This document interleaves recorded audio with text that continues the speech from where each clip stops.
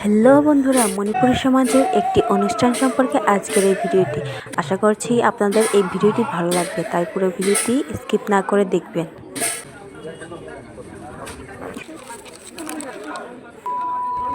আমাদের মণিপুরী সমাজে একজন মানুষ মারা গেলে তার শেষকৃত্য করে তারপর 4 দিনের দিনে অস্থিসঞ্চার করা হয়। 5 দিনের দিন থেকে শুদ্ধ হওয়ার দিন পর্যন্ত এই অনুষ্ঠানটি করা হয়। এই অনুষ্ঠান সাধারণত বিকালে হয়ে থাকে।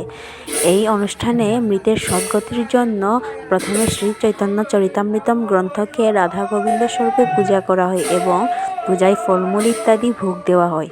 তারপর চৈতন্য চরিতামৃতম পাঠ করা হয়। পাঠ শুরুর আগে ও পরে নাম কীর্তন করা হয় এবং পূজায় যে ফলমূল ইত্যাদি ভোগ দেওয়া হয়েছিল সেই প্রসাদগুলো ভক্তদের কাছে বিতরণ করে দেওয়া হয়। আমাদের বিষ্ণুপ্রিয়া মণিপুরী সমাজে এই অনুষ্ঠানকে মরার পথর লেরিখুনানি বলা হয়ে থাকে।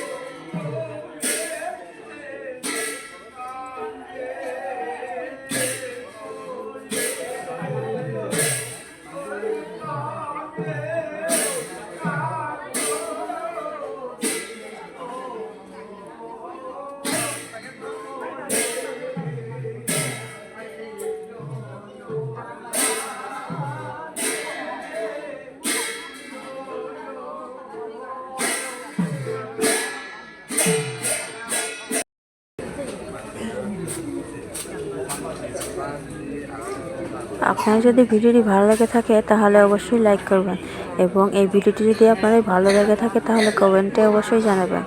আর আমাদের বিষ্ণুপ্রিয়া মণিপুরী সমাজের যে মণিপুরি কালচারগুলো আছে সেগুলো যদি আপনারা নতুন নতুন কালচারাল ভিডিওগুলো যদি আপনারা আপডেট পেতে চান তাহলে অবশ্যই চ্যানেলটি সাবস্ক্রাইব করে আমাদের পাশে থাকবেন। ধন্যবাদ।